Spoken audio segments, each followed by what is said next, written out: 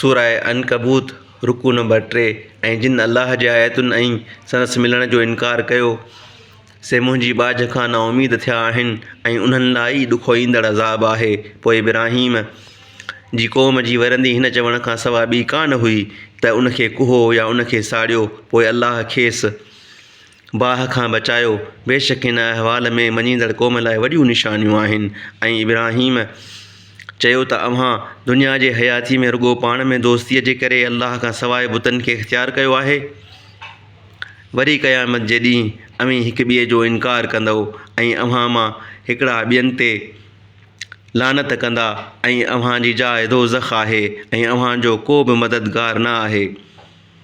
पोइ इब्राहीम ते लूत ईमान आंदो ऐं इब्राहीम चयो त बेशक आउं पंहिंजे पालणहार ॾांहुं वतन छॾण वारो आहियां।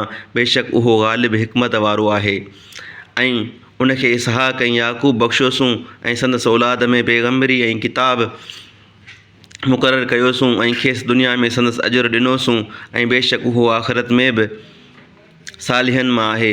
ऐं लूत खे पैगम्बर करे मोकिलियोसूं जॾहिं पंहिंजी क़ौम खे चयाईं त अव्हीं उहो बेहयाईअ जो कमु कंदा आहियो जो जहान वारनि मां कंहिं हिक बि अव्हां खां अॻु न कयो आहे। छा अव्हीं मुड़ुसनि ॾांहुं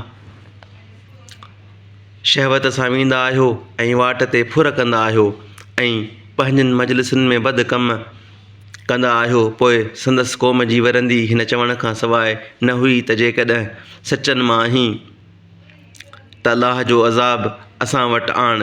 लूत चयो त ए मुंहिंजा पालणहार मूंखे फ़सादिन जी क़ौम ते मदद ॾे।